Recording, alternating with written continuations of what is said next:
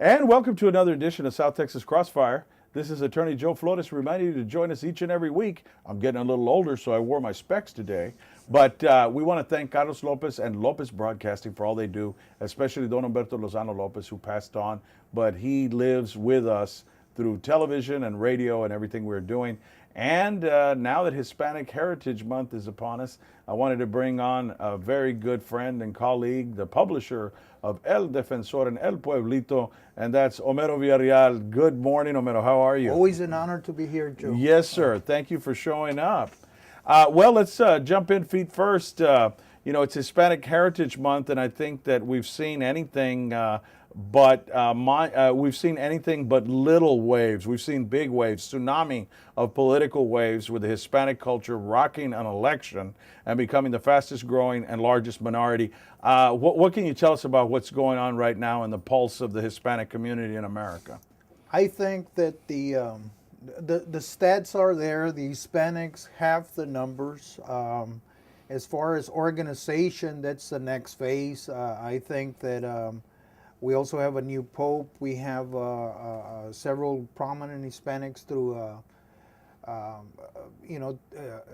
throughout the nation and internationally participating in issues that everywhere from corporations to the lower echelons of small businesses.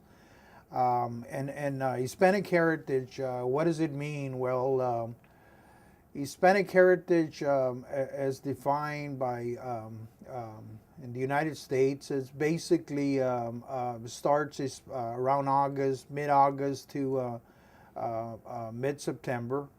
And why did they choose those months? Because Hispanic is an umbrella, of course, a term that is an umbrella for Mexican Americans as well as other groups that speak Spanish and were colonized by of course, the Spanish and the Portuguese and so on and so forth.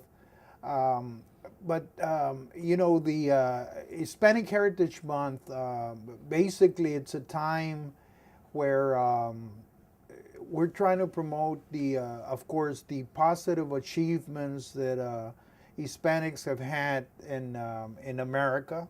And of course, as well as a time to reflect on where are we, the status of Hispanics and the community, its problems, as you were talking about the jail system, education, other issues. Where do we stand as a community? Are we moving up collectively as a community up into the upper echelons of participation in America?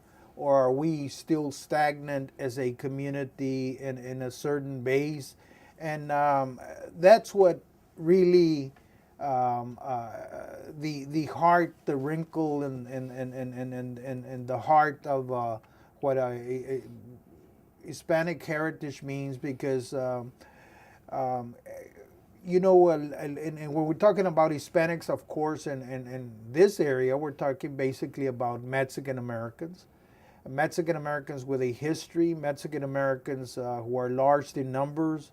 Yet we see very alarming statistics where Hispanics are the majority in many communities, yet the pockets of power in politics and economics are still controlled by powerhouses, minority. I'm talking about traditional old boy systems that the power elite that never really found creative ways of co-opting certain members in the Hispanic community. Casica system. And I'm talking critically because it's Hispanic Heritage Month.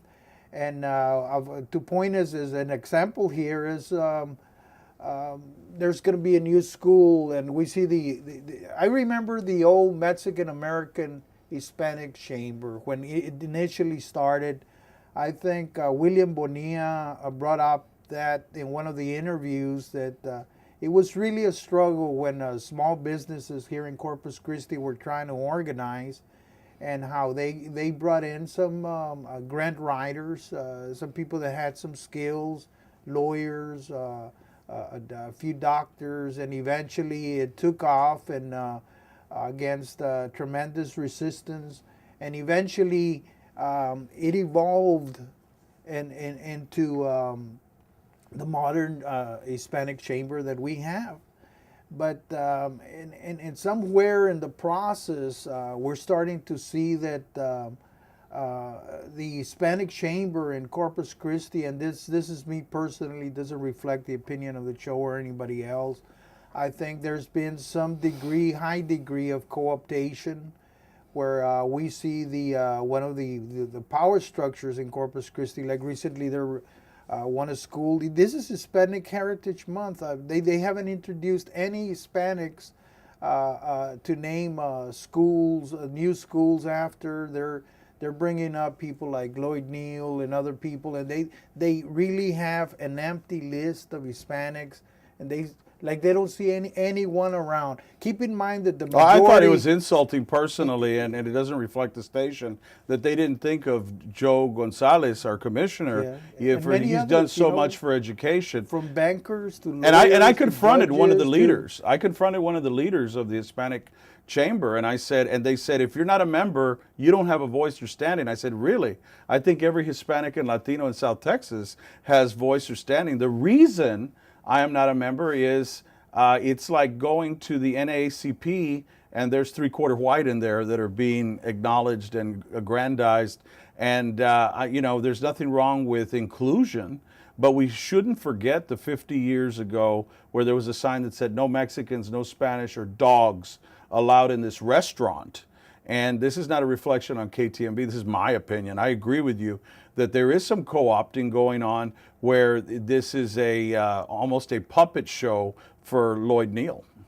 You know, the thing is that I'm sure that the Hispanic community can come up with a roster of names that, and this is the time to critically and openly, let's make a roster and talk right about, now. And talk about that critically, because first of all, and I'm going to go back in time a little bit, the history of the Mexican American.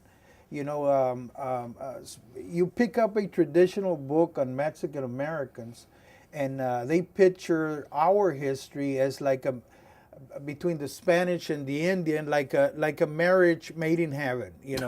Here came the Spanish. Era un conquista. And the las inditas, fell in love with these conquerors that came in and killed their parents and slaughtered and destroyed all the institutions. It was nothing like that. I grew up with that perspective, but once I went to college, I started reading literature and started looking at the original documents of what really happened. You'll realize it was far from that. You'll realize You'll realize that mestizos, to begin with, because son los mexicanos, we weren't considered Spanish in Yours any truly. way.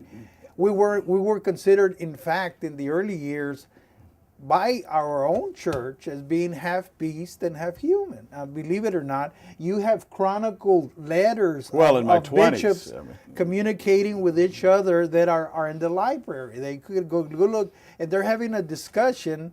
They're saying, well, Indians are not human, but our mestizos, are they half and half? But people don't want to hear that. People don't want to hear that in Corpus Christi. I noticed that. They don't want to hear about our culture. All I want to make is one point. No, but I want to hear about it. Go ahead. The thing is, how do you, and I'm talking critically because it's Hispanic Heritage Month. Yeah. The thing is, I asked many Hispanics, what are you? He said, well, soy español, my grandpa. How many times do I I hear look that? at him and I see so much Indian blood. So I heard people say I'm French American. How many people? And I'm tired of this. I'm tired of this. Everybody says the real Spanish. Hello, there's 27 dialects. I speak like 6 of them. But okay, there's no real Spanish. It's like the English telling Americans we speak the real English. An American's going to give them a knuckle sandwich. We have our own dialect and our own language right here in South Texas.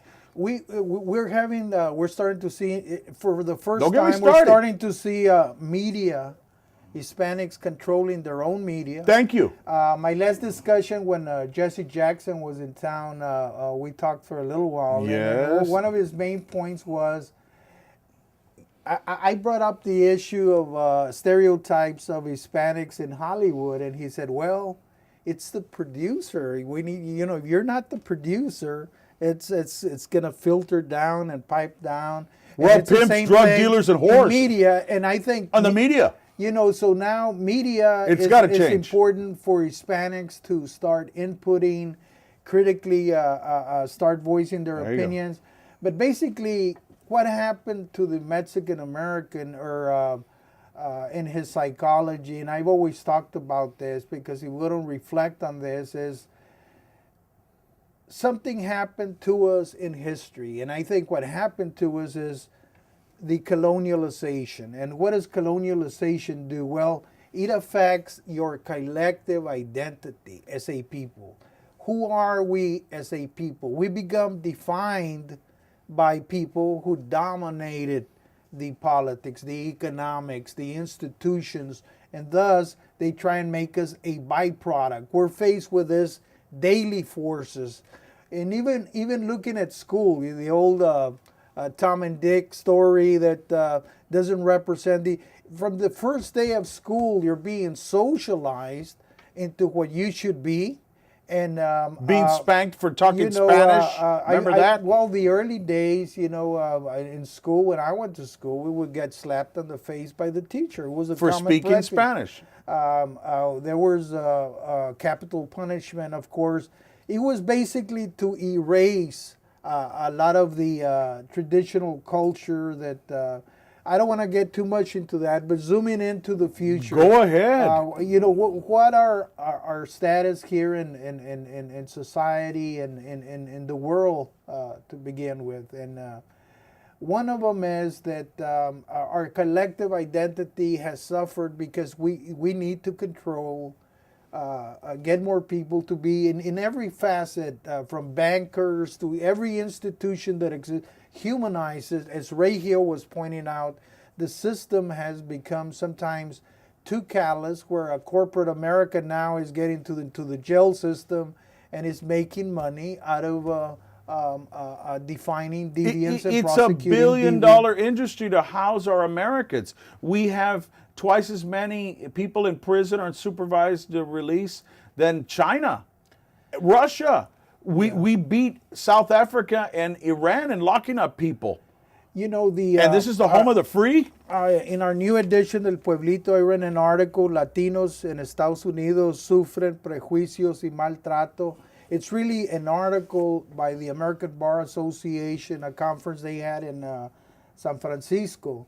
And they're pointing out that there's so many Latinos in jail that they're getting pressures from humanitarian organizations throughout the world. Ya basta. On what's going on.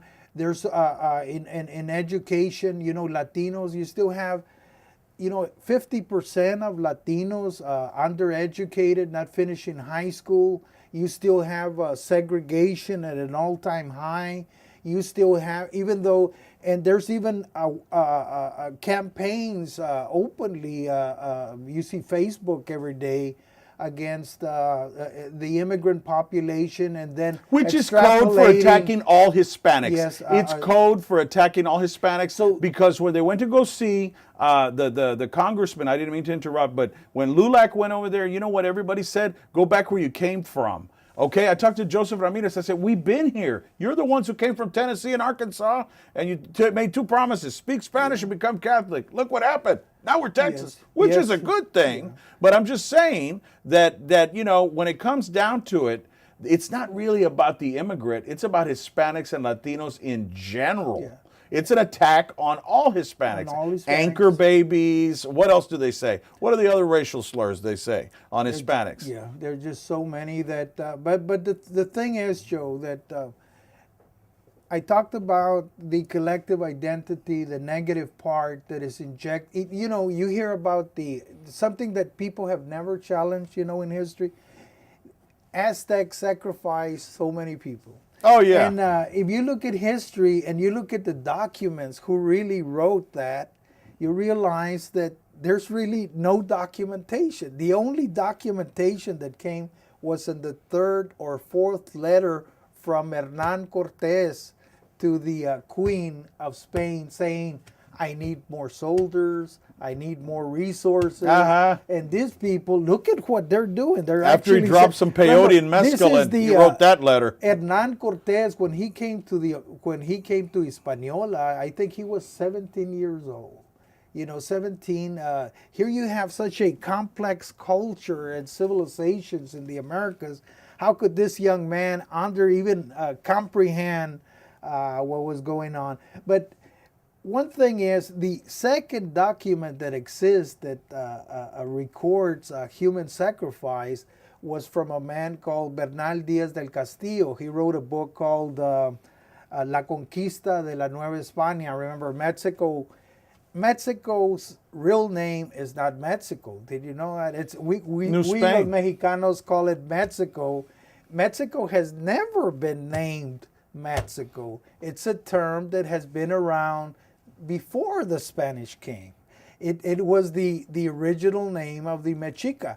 To this day, it's called Los Estados Unidos de los Estados Mexicanos, and they keep on changing the name, but it's never Mexico. What is the term? The X was pronounced chi, so it was Mexicano, Mexico, but they put the J because the Spanish pronunciation is still around. But how do you recover your collective identity? I don't know. Help me out. And it's through something positive. It's through re-examining your history through your own eyes. We've been looking at history through many of the literature that was superimposed on Hispanic. And I think Hispanic Heritage Month is one of those days that we need to encourage the young Latinos to write positive children's books, to write, re-examine our history, reinterpret what we're all about, Joe. And, El Pueblito, in the next few editions, we're going to be doing that. And I read an article, of course, on Joe Flores. Oh, well, hey, thanks a lot, man. I appreciate it. Because I think you're a role model in media, Joe. And I think that, I think when I met you, I called you what? Super Joe? You remember? And it was because I don't know. My wife would agree, but I appreciate it. You're a nurse practitioner. You're a lawyer. You get involved. You're an activist, and love you, babe.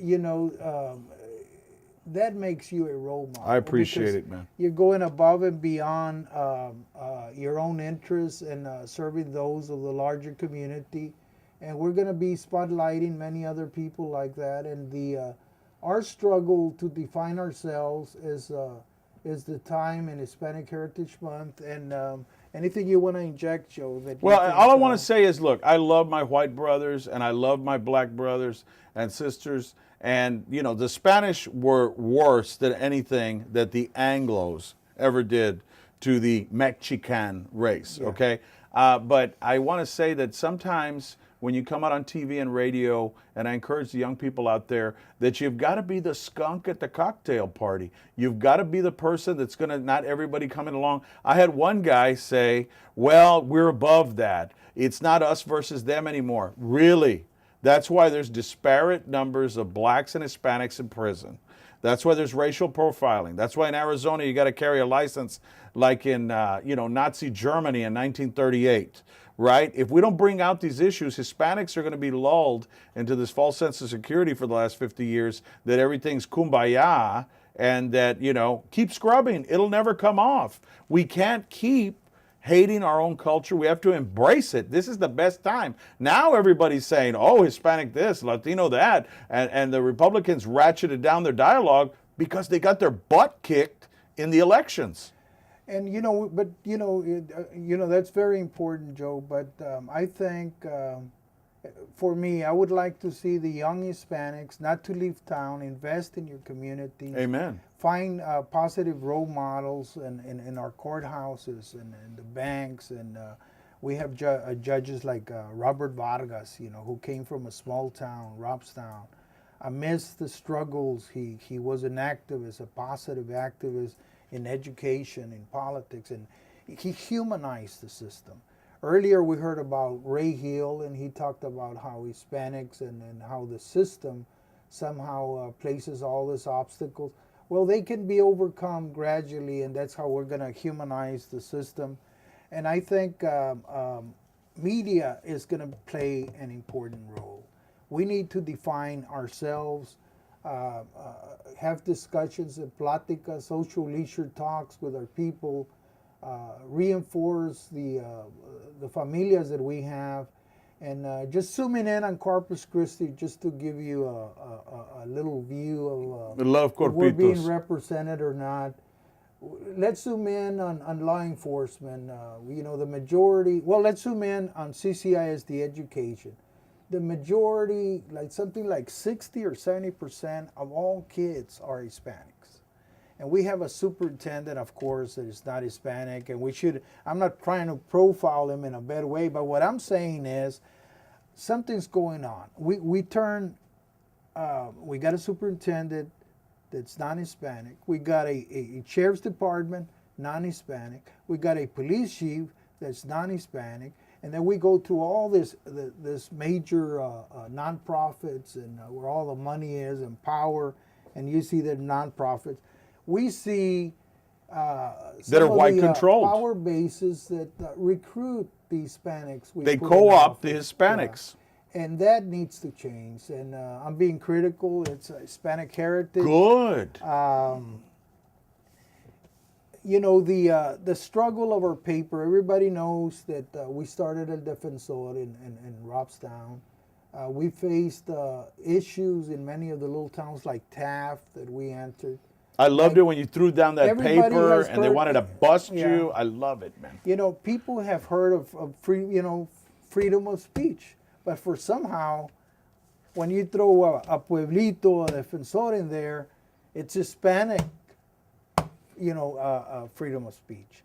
That changes the variable. Why? Why does it change the variable? They called it littering after that. Can you imagine? Taft, ladies and gentlemen, if you all have a short memory, said delivering the newspaper was littering.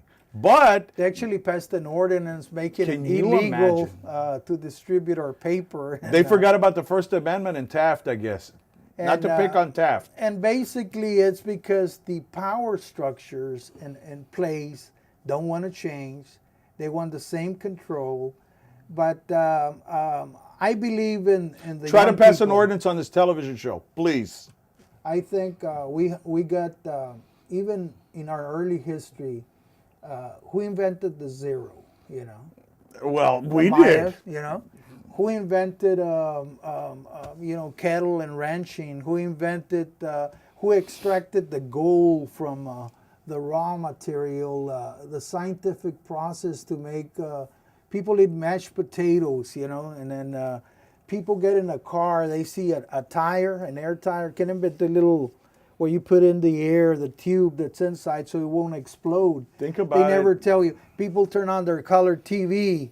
It was a young man from Mexico that developed some kind of spectrum thing. I don't know the technical term, but that's the modern concept of color TV. Be proud of what you are. We hear about the Hispanic heritage. Nanotechnology right now. People are talking about nanotechnology. Oh, they don't realize that one of the leaders is un Tejano, And, I thought you were going to say nanito for nanotechnology. Yeah, you get it? Maybe that's where it came from. I'm on a roll. But that's basically it. El Pueblito's around now, and we're going to be profiling people and approaching. When are you going to load it up on Facebook? Because you got El Defensor on Facebook.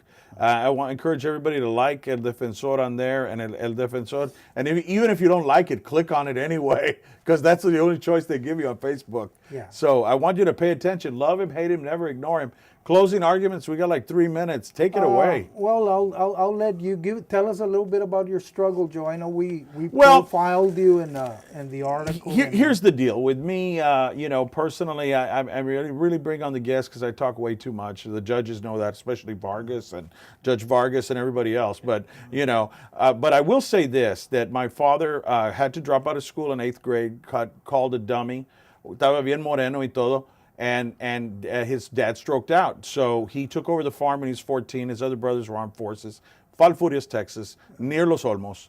And he ran that ranch with a truck and a tractor, and his dad was out of commission. And he went back, and through politics, through the cacique system, my dad was about as big as me. and everybody else was like 5'5" at the time. I guess he ate Wonder Bread and everybody else ate tortillas, but he was big. And so he'd go over there and say, here's how you vote, you know. So Woodrow Laughlin and all those guys said, Fred, my dad's name was Alfredo, they said, we're going to send you to college. And IQ, Rene Rodriguez's father-in-law, who passed away, helped my dad, like he did many Hispanics, get education and stuff. So my dad gets out in his early 40s as a teacher, goes to Robstown and teaches, because he didn't want to mess with all the Alice politics, went and taught in Robstown for 30 years, and started out at Salazar, San Pedro, ended up Lob's Beach, then the high school teaching special ed. And so education rocked his world, and that's why we have Education is Our Freedom with Judge Jag, and we've sent so many adults back with their GED because it changed all of us. All of us wanted, I have a sister that went to Yale and Stanford, and now she's going to be a professor and probably going to head back to Yale. I have another one that went to UT. My brother's an RN in the ER, Fred, and he's in the union, National Union for Nurses. And so that one man, and then my mother went back to become an RN when she was 45. So it's never too late. Yeah, I gotta ask this question. I know initially when I met you, I never inhaled. I called you wrong. Super Joe, and usually when I come up with a term like that, I mean, I'm not super big, but I don't know. I know. You were a nurse practitioner. This and how do you manage? How do you put on all those hats, Joe? Ancient Chinese secret. Now, a very understanding wife, a beautiful daughter, and I just my big guy. If Benjamin Franklin would have been my idol because he did a lot of things, and I hate people. Don't ever let anybody put you in a box. You're a judge, you're a lawyer, you're a teacher, and that's all you can be. No, you can be so much more, and you can do multiple tasks. So I still do nurse practitioner, but it's in little bites. I'll go and do hospice work for River City Hospice, a company, great company here in town, and I'll go visit people in the rural areas that are dying of cancer, that are underserved, and we go and tell them it's okay to pass away with dignity and you know, respect and honor the family and the culture sensitively. And then, but it's an honor to do a lot of federal work and a lot of it, and where we represent those underprivileged. The judges do their best, and everybody does their best, but we're in a system right now where these guideline sentences and putting away, it ties the judge's hands sometimes, these mandatory minimums. I had a federal judge, Nelva Gonzalez Ramos. She has a heart of gold, but she's got to do her job, and her hands are tied. She's got to give the mandatory minimums, you know, at least. We got people going away for 20, 30 years for drugs. I mean, this is just insane for first-time offenders. I mean, so that's why I do what I do. And then we put out papers, we put out publications, and Carlos Lopez is the one. I ran for judge 8 years ago, didn't get it. John Martinez, way much more handsome than I am. He did a great job. And, you know, and Skirka lost too. I guess the big guys lost on that one. But anyway, Skirka's now DA. But Carlos comes back to me 3 days after I lost. I was mad. You know, everybody's mad after you lose. I spent so much money, I'm broke. But he says, you got to stay up on TV. And I said, no way, man. I'm tired of the spotlight. He goes, no, you have to do it. And you know what? It helped my practice, and it helped me reach a lot of people. So it's been very rewarding. But enough about me. Closing arguments, well, 1 minute, take it away. Just taquerias, Mexican taquerias, look for El Pueblito. Oh, you're making me hungry. Read some of the stories that we have, and we'll be promoting the positive in our community. And Joe, thanks a lot for having me here. Always. Did you have to say taqueria? Keep up the movement, and this is the way I think the positive is what's gonna boost our spirit. Well, it's Hispanic Heritage Month, and I hate to date my programs, but what the heck. Anyway, Diamond Dave of Divine Mercy Productions, give him a call, 563. Help me out here, I'm getting old. 0096, thank you, 563-0096 for all your video needs. Kids out there, make your own, print your own newspaper. If you don't know how, me and Homero here will show you how. And you can come over anytime and see how we do our television program. Make your own with your iPhone. Put your expressions down. We have YouTube, Facebook, load it up. Tell me what you think. Send them to me at joe@floreslawfirm.com and become one of my reporters like they have on CNN. I need my people reporters. I need La Raza out there, you know, and don't be ashamed of what you are. Right now, it's cool to be Latino, you know. From Pitbull to Mark Anthony, it's cool. Yeah. So anyway, This is Joe Flores. And next week, we're going to have on none other than Judge Robert Vargas, and he, in his own way, is helping out families all over South Texas by giving out sound, consejos as a judge for so many years, and he's trying to help people ease their pain and their burden and help the lawyers out there. So we're going to have him on next week too. So special shout out to Robert Vargas, our judge, as part of Hispanic Heritage Month. I went a little crazy this time, but you know how passionate I get. Wonderful. And we want to thank our sponsors, Vasquez Flores Home Health, my wife, 881-9922. Hire a provider. She 200 employees and growing. And also El Defensor. What's the number to call if they want to advertise with your newspaper? 461-5968. 461-5968. That number's up there. And eldefensor.blogspot.com. That's El Defensor with a Z.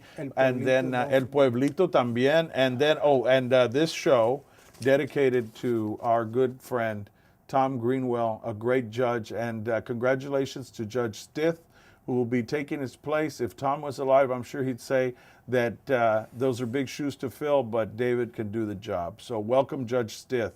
And we thank his brother, ER physician at Spawn. The Stith brothers doing great things here in the community.